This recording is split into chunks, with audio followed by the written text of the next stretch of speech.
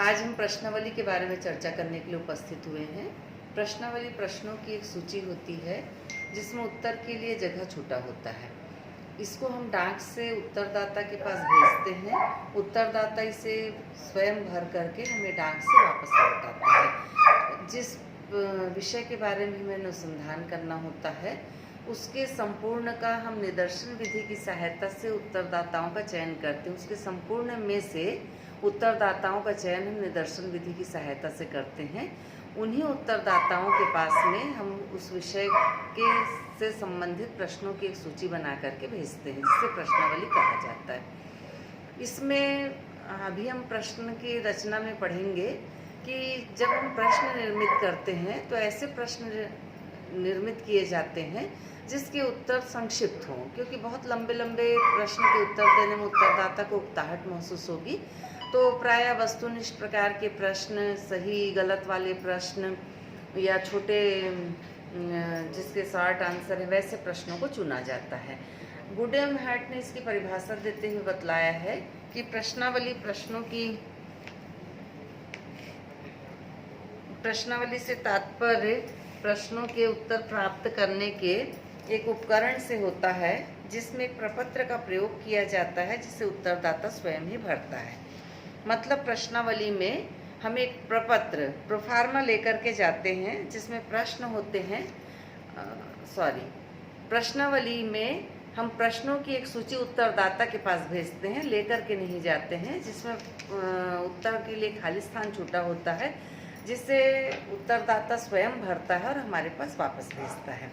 इसी तरीके से सिनपाओ यंग ने बतलाया है कि अपने सरलतम रूप में प्रश्नावली प्रश्नों की एक ऐसी अनुसूची है जिसे कि निदर्शन के रूप में चुने हुए व्यक्तियों के पास डाक द्वारा भेजा जाता है। ये निदर्शन आपने पढ़ लिया है। तो एक अनुसूची होती है, अनुसूची मतलब जिसमें लिखित रूप में प्रश्नों को तैयार किया जाता है। इसको हम उत्तरदाता के पास डाक से भेजते हैं और वह जवाब भर करके हमें डाक से वापस भेजता है। हम अपना पता लिखा हुआ लिफाफा साथ भेजते हैं। ये जो प्रश्न होते हैं प्रश्नावली की विशेषता के रूप में हम यह ज्ञात करते हैं कि जो प्रश्नावली होती है उसमें विषय से संबंधित प्रश्नों की एक सूची होती है। प्रायः हम वस्तुनिष्ठ प्रकार के प्रश्न जिसमें 4 ऑप्शन होते हैं, हाँ नहीं वाले प्रश्न, संक्षिप्त उत्तर वाले प्रश्न, और कभी कभी किसी विषय के संबंध में उत्तरदाता से यदि हमें गहन जानकारी की आवश्यकता होती है तो उत्तर के लिए खाली स्थान छोड़ देते हैं। प्रश्नों की भाषा सरल और स्पष्ट होनी चाहिए।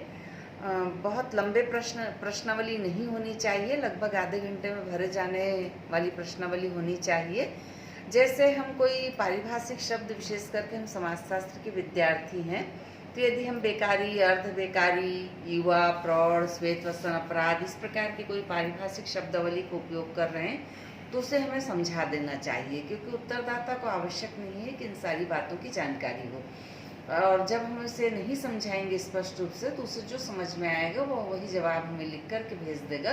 तो हो सकता है कि हमारा अनुसंधान कार्य से प्रभावित हो जाए।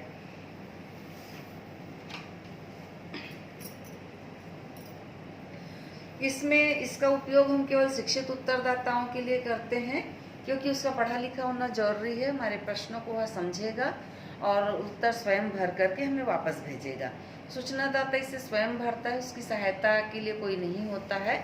ये मैं आप लोगों को पहले अभी एक ऑडियो भेजी हूँ जिसमें मैंने बतलाया कि अनुसूची हम स्वयं लेकर के उपस्थित होते हैं।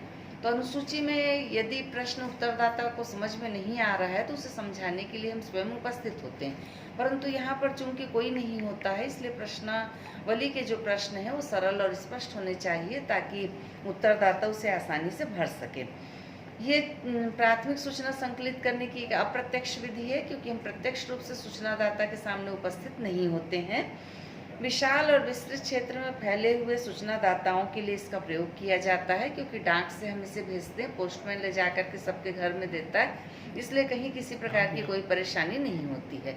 दूर दूर फैले हुए उत्तरदाता, बहुत सारे उत्तरदाताओं के पास भी एक ही बार में यह चला जाता है। कभी कभी स्थानीय स्तर में जब बहुत सारे उत्तरदाता होते हैं तो इसे वितरित भी कराया जाता है और उसी तरीके से संग्रहित भी कराया जाता है। अन्यथा शेष स्थितियों में डाक से ही हम प्रश्नावली को भेजते हैं, यही अंतर है। सामने उपस्थित नहीं होता है, इसलिए वह बहुत सारे गहन और आंतरिक सूचनाओं को प्रदान करने में भी संकोच अनुभव नहीं करता है। प्रश्नावली के उद्देश्य कुछ हैं, जैसे विस्तृत, विशाल, विविध और फैले हुए उत्तरदाताओं से सूचनाओं को संकलित करना। दूसरा है प्रामाणिक और विश्वसनीय सूचनाओं को संकलित करना। तीसरा है सूचनाओं का व्यवस्थित संकलन। चौथा है वैश्विक अध्ययन। पांचवा है अनावश्यक तथ्यों को छोड़ना। छठवां कम खर्च। सातवां संख्यात्मक अनुमापन और आठवां एक साथ और शीघ्र सूचनाओं का संकलन। अब प्रश्नावली के प्रकार हैं, जिसमें पहला है तथ्य संबंधी प्रश्नावली। इस प्रश्नावली का उपयोग हम किसी समूह की सामाजिक आर्थिक दशाओं से संबंधित तथ्यों का संग्रह करने के लिए करते हैं, जैसे आय है, आयु है, धर्म है, शिक्षा है, विवाह, व्यवसाय, पारिवारिक स्थिति, ऋणग्रस्तता आदि से संबंधित जो सूचना है उसको संकलित करने के लिए इस प्रकार की प्रश्नावली का उपयोग किया जाता है। अभी जो कोविड-19 है, इससे संबंधित भी यदि प्रश्नावली भराने की नौबत आई तो हम तथ्य संबंधी प्रश्नावली ही भराएंगे। जैसे यदि आप सेतु ऐप यदि आप डाउनलोड कर रहे होंगे तो आप देख रहे होंगे कि उसमें आपसे इस प्रकार के तथ्य संबंधी बातें पूछी जा रही हैं, तो उसे कहा जाता है तथ्य संबंधी प्रश्नावली।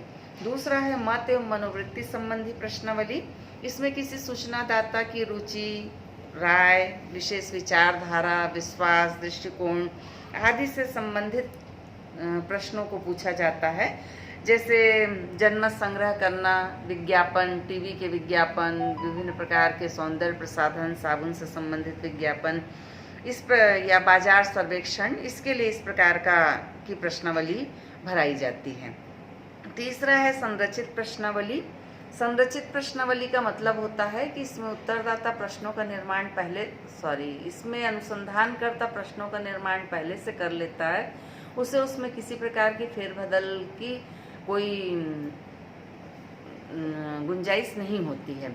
यदि उत्तरदाता को प्रश्न समझ में नहीं आ रहा है तो चूंकि अनुसंधानकर्ता वहाँ उपस्थित नहीं होता है, इसलिए उस प्रश्न के बदलने की संभावना ही नहीं है। कभी कभी अनुत्तरित प्रश्न वापस आ जाते हैं। मतलब यदि उत्तरदाता को प्रश्न समझ में नहीं आ रहा है तो खाली स्थान छोड़ करके भी उसे वापस भेज देता है। इसे कहा जाता है संरचित प्रश्नावली। चौथा है असंरचित प्रश्नावली। इसमें प्रश्नों का पहले से निर्माण नहीं किया जाता है, केवल विषय और प्रसंगों का निर्माण किया जाता है। जब हम साक्षात्कार निर्देशिका पढ़ेंगे तब हम समझेंगे कि साक्षात्कार निर्देशिका और असंरचित प्रश्नावली एक जैसे है, जिसमें केवल हेडिंग, जैसे किसी विषय के संबंध में आपका क्या विचार है, आपकी क्या मनोवृत्ति है, बाल विवाह के संबंध में आपका दृष्टिकोण क्या है, इस तरीके से स्वतंत्र छोड़ दिया जाता है, तो उसे कहा जाता है संरचित प्रश्नावली। इसमें प्रश्न नहीं बनाए जाते हैं, हेडिंग, शीर्षक बनाया जाता है और उत्तरदाता को उत्तर देने के लिए स्वतंत्र छोड़ दिया जाता है। पांचवा है बंद, सीमित या प्रतिबंधित प्रश्नावली। प्राय इस प्रकार के जो प्रश्नावली है उसका उपयोग, इस प्रकार के जो प्रश्न है उसका उपयोग प्रश्नावली में अधिक किया जाता है, क्योंकि टेबल, मैं आप लोगों को सारणियन बता नहीं पाई थी, हम प्रत्यक्ष जब भेंट करेंगे तब मैं बताऊंगी कि जब हम अनुसंधान कार्य पूरा कर लेते हैं तो अंत में हम टेबलेशन करते हैं, सारणियन, या हो सकता है कि सर्वेक्षण या अनुसंधान का चैप्टर पढ़ाते समय मैं आप लोग को बताई होंगी कि यदि हमने 100 उत्तरदाताओं का अध्ययन किया और 55 ने यदि हाँ में जवाब दिया तो 45 ने नहीं में जवाब दिया, तो हम उसका अंत में प्रतिशत निकालते हैं। तो ये बंद, सीमित या प्रतिबंधित जो प्रश्नावली होती है, इसमें किसी प्रश्न के 2 ही जवाब होते हैं, हाँ और नहीं, या फिर हाँ, नहीं और तटस्थ। तो इसमें सारणियन बनाने में आसानी होती है। यदि हम 100 उत्तरदाताओं का चयन कर रहे हैं तो कितने ने हाँ में जवाब दिया, कितने ने नहीं में जवाब दिया, या कितने तटस्थ थे, गिनना आसान होता है। इसे कहा जाता है बंद, सीमित या प्रतिबंधित प्रश्नावली। अगला है छठवां प्रकार, खुली, असीमित या अप्रतिबंधित प्रश्नावली। इसमें इस प्रकार के प्रश्न निर्मित किए जाते हैं जिसके जवाब देने के लिए खाली जगह छोड़ दिया जाता है। उत्तरदाता अपनी स्वेच्छा से उसे जो जवाब देना है वह उसमें लिख करके हमें वापस भेजता है। उसके बाद है चित्रमय प्रश्नावली। यदि हमें गूंगे या निरक्षर लोगों के लिए प्रश्नावली का निर्माण करना है तो हम प्राय इस प्रकार के प्रश्नावली का निर्माण करते हैं। कभी कभी प्रश्नों के बीच में भी इस प्रकार की प्रश्नावली निर्मित कर दी जाती है ताकि प्रश्नावली आकर्षक बन जाए। जैसे आप किस प्रकार के मकान में रहते हैं तो झोपड़ी का चित्र बना दिए, लेंटर वाले मकान का चित्र बना दिए, बड़ी हवेली का चित्र बना दिए, या आपके परिवार का स्वरूप किस प्रकार का है तो माता पिता और एक बच्चे का चित्र बना दिए, माता पिता और दो बच्चे का, माता पिता और एक से ज़्यादा बच्चों का चित्र बना दिए। ये उनके लिए किया जाता है। क्या आप गांव में रहना पसंद करते हैं या नगर में, तो गांव का चित्र बना दिए या नगर का चित्र बना दिए, तो उसमें उन लोग चित्र को देख करके जवाब देने में उन्हें आसानी होती है। 8वां है मिश्रित प्रश्नावली। मिश्रित प्रश्नावली में जो अभी तक के 7 प्रकार मैंने आप लोगों को बतलाया, उन 7 प्रकार का मिश्रण किया जाता है। हर प्रकार के प्रश्नों को इस प्रकार की प्रश्नावली में शामिल करके बनाया जाता है। प्रश्नावली ये अच्छी होती है और इस प्रकार की जो प्रश्नावली है उसमें शिक्षित और कम शिक्षित दोनों से जवाब प्राप्त किया जा सकता है। अशिक्षित के लिए तो प्रश्नावली होती ही नहीं है। इसके बाद हम एक अच्छी प्रश्नावली की विशेषता देखते हैं कि एक अच्छी प्रश्नावली में प्रश्नों की संख्या कम होनी चाहिए, उत्तर हाँ नहीं वाले होने चाहिए, अशिष्टतापूर्ण, घृणात्मक, उपदेशात्मक प्रश्न नहीं पूछे जाने चाहिए, पक्षपात को शामिल नहीं करना चाहिए, पारस्परिक पुष्टि वाले प्रश्न होने चाहिए। जैसे कि आप स्त्री शिक्षा के पक्षधर हैं, हाँ नहीं, फिर नीचे हम पूछ दिए कि हाँ तो क्यों या नहीं तो क्यों, तो उससे समझ में आ जाएगा कि उसने केवल हाँ या नहीं में निशान नहीं लगा दिया है, उसके पास तर्क है। तो ऐसे पुष्टि वाले प्रश्न भी पूछने चाहिए। रिक्त स्थान होने चाहिए, लंबे लंबे प्रश्न नहीं पूछे जाने चाहिए, प्रश्न सीधे और स्पष्ट होने चाहिए ताकि उत्तरदाता को आसानी से समझ में आ जाए। मैं सर्वेक्षण पढ़ाते समय आप लोगों को बताई थी कि क्या आप युवा हैं या प्रौढ़ की आयु हम पूछें, तो राजनीति में जैसे कोई प्रौढ़ नहीं होता, सब युवा तुर्क युवा साथी होते। मैंने बताया था ना कि अटल बिहारी वाजपेयी यदि जीवित होते तो आज वो युवा नेता होते।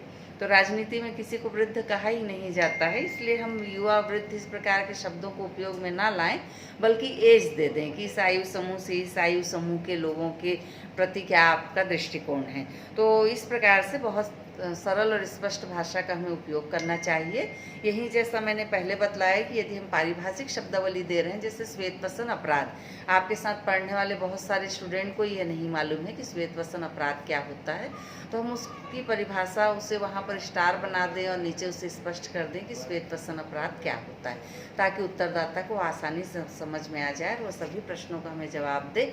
अन्यथा बहुत सारे प्रश्न अनुत्तरित रह जाएंगे और जब हमारे पास खाली वापस लौटेगा तो हमारे टेबुलेशन में गड़बड़ी होगी, हमारा अनुसंधान कार्य पूरा नहीं हो पाएगा। इसके बाद प्रश्नावली की रचना है।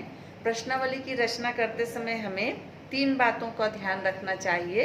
पहला है अध्ययन की समस्या। अध्ययन की समस्या में हमें इस बात का ध्यान रखना चाहिए कि समस्या के विभिन्न पक्षों का विश्लेषण किया जाए।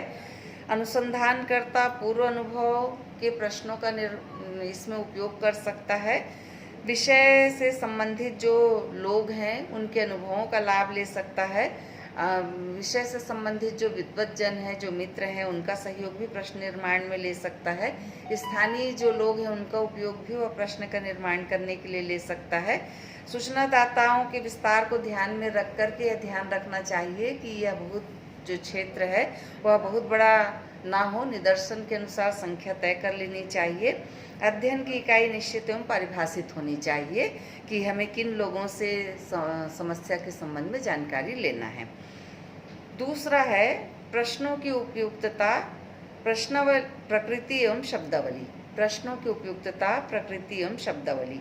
इसमें पहली बात है कि प्रश्नों की स्पष्टता एवं विशिष्टता, इसका हमें ध्यान रखना चाहिए। प्रश्न भावात्मक नहीं होने चाहिए, अप्रचलित नहीं होने चाहिए, सापेक्षिक नहीं होने चाहिए। आपको अच्छा वेतन मिलता है पूछने की बजाय हमें आपको कितना वेतन मिलता है पूछना चाहिए, क्योंकि अच्छा और बुरा दोनों वेतन नहीं होता। ये मैंने आप लोगों को पहले भी बताया कि जिसका पेमेंट 1 लाख है उसके लिए भी वो अच्छा नहीं हो सकता और जिसका 10,000 है उसके लिए भी वो अच्छा हो सकता है। तो इसलिए हमें कितना वेतन मिलता है यह स्पष्ट पूछना चाहिए। दूसरा जो है इसी में प्रश्नों की उपयुक्तता में वह है प्रश्नों की सरलता। प्रश्न सरल होने चाहिए ताकि सामान्य बुद्धि वाला व्यक्ति भी इसे समझ सके और इसका उत्तर हमें दे सके, क्योंकि उसकी सहायता के लिए हम वहाँ पर उपस्थित नहीं रहेंगे। तीसरी बात है इकाइयों की स्पष्ट परिभाषा। जो इकाई है हमारे, वो स्पष्ट रूप से परिभाषित होने चाहिए, अन्यथा उत्तरदाता उसका भिन्न भिन्न अर्थ लगाएगा। ये फिर कि आपके परिवार में कितने प्रौढ़ व्यक्ति हैं। अभी अभी मैंने कहा कि प्रौढ़ की बजाय, एक दिन मैं आप लोगों से क्लास में पूछ रही थी तो आप लोग युवा की एज ही अलग अलग बता रहे थे ना, इसलिए प्रौढ़ कितने हैं तो हमें एज बता देना चाहिए कि किस आयु समूह से किस आयु समूह के व्यक्ति आपके परिवार में कितने लोग हैं। इसके बाद में चौथी बात है सही सूचना प्राप्त करने योग्य प्रश्न। वे प्रश्न उत्तम होते हैं जिसमें स्पष्ट सूचना प्राप्त हो सके। जैसे आधुनिक शिक्षा के विरुद्ध आप क्यों हैं, इसकी बजाय हम यह पूछें कि आधुनिक शिक्षा की कमी क्या है। पांचवा, संक्षिप्त एवं श्रेणीबद्ध उत्तर। प्रश्नावली में प्रश्न इस प्रकार के हों जिनका उत्तर संक्षिप्त और श्रेणीबद्ध हो। जो हाँ नहीं वाले प्रश्न या जो मैं 4 विकल्प वाले प्रश्न बता रही थी, वो इस प्रकार के प्रश्नों का इसमें समावेश किया जाना चाहिए। फिर छठवां है कम प्रश्न। यदि प्रश्नावली में संख्या कम होगी तभी उसके लौट आने की गुंजाइश ज़्यादा होगी। लंबी प्रश्नावली में समय, धन और श्रम भी अधिक खर्च होगा और उबाऊ भी हो जाएगा, तो उत्तरदाता हो सकता है उसका जवाब ना भी दे। सातवां है गणना। प्रश्नावली में इस प्रकार के प्रश्न शामिल किए जाने चाहिए जिसका सारणीयन और वर्गीकरण आसानी से हो सके। आठवां है गुप्त सूचनाएं। प्रश्नावली में सूचनादाता से संबंधित गुप्त सूचनाओं वाले प्रश्न शामिल नहीं किए जाने चाहिए, क्योंकि हो सकता है कि उसका उत्तर ना दे। नौवां है अत्यधिक गहन सूचनाएं।